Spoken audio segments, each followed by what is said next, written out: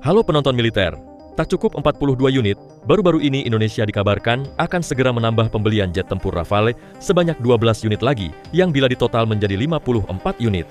Kabar itu muncul segera setelah kedatangan Presiden Prancis Emmanuel Macron tiba di Indonesia pada Selasa malam tanggal 27 Mei 2025 kemarin.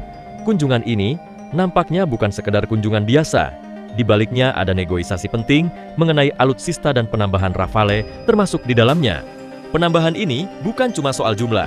Ini adalah langkah strategis untuk memperkuat TNI Angkatan Udara yang sedang kekurangan jet tempur dan mempererat hubungan kerja sama militer dengan Prancis. Sebelum kabar penambahan ini beredar, Dassault Aviation, pabrikan jet Rafale, sudah lebih dulu menyatakan niatnya untuk meningkatkan produksi jet mereka. Dari yang tadinya hanya 2 unit per bulan, sekarang sedang ditingkatkan jadi 3, bahkan direncanakan bisa 5 unit per bulan di tahun-tahun yang mendatang. Kenapa hal tersebut terjadi? Karena permintaannya makin tinggi, termasuk dari Indonesia, yang sejak Februari 2022 jadi pelanggan resmi jet tempur Rafale. Proses akuisisi 42 unit Rafale sebenarnya sudah dimulai sejak September 2022 dan berjalan lancar sampai awal 2024.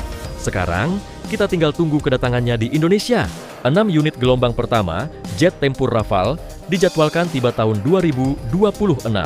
Tapi menariknya, sebelum unit pertama datang, Indonesia sudah bersiap menambah 12 unit lagi.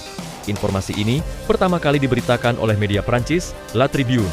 Mereka menyebut bahwa penambahan ini kemungkinan besar akan diumumkan resmi selama kunjungan kenegaraan Macron.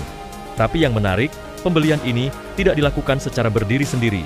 Artinya, Indonesia nggak cuma beli Rafale, tapi juga menjadi satu paket kan pembelian ini dengan alutsista lain seperti kapal selam Scorpène dan meriam artileri Caesar. Semua ini bakal dituangkan dalam sebuah Letter of Intent atau LOI yang dijadwalkan ditandatangani dalam waktu dekat. Menteri Pertahanan Republik Indonesia, Jafri Syamsuddin, menyebut bahwa ini bagian dari penguatan kerja sama pertahanan jangka panjang antara Indonesia dan Prancis. Tapi tujuan utama Indonesia bukan cuma soal kekuatan militer saat ini. Ada misi yang jauh lebih besar, transfer teknologi. Indonesia ingin suatu hari nanti bisa memproduksi jet tempur generasi ke-6 secara mandiri lewat PT Dirgantara Indonesia.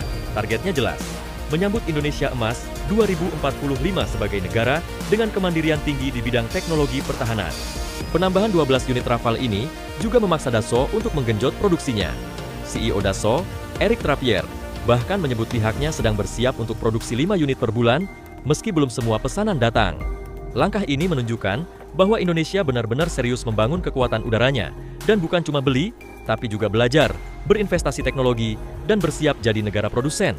Mengingat jet tempur Indonesia saat ini bahkan tidak memenuhi standar minimum ideal menurut doktrin pertahanan RI. Rafale memang sempat jadi sorotan setelah isu kekalahan jet India oleh J-10C milik Pakistan dalam Operasi Sindoor. Tapi secara umum, reputasi Rafale tetap solid dan Indonesia jelas melihat potensinya bukan hanya untuk saat ini, tapi juga masa depan. Dengan tambahan ini, Indonesia akan memiliki total 54 unit Rafale, sebuah kekuatan udara yang cukup signifikan di kawasan Asia Tenggara. Tinggal tunggu saja. Saat jet-jet tempur Rafale ini akhirnya mendarat di Indonesia, kekuatan TNI Angkatan Udara akan naik ke level yang benar-benar baru. Kalau kamu penasaran perkembangan alutsista lainnya, atau ingin bahas teknologi pertahanan terbaru, jangan lupa follow terus channel ini. Ngomong-ngomong soal jet tempur Rafale yang ditembak jatuh Pakistan, Indianya sih yang skill issue.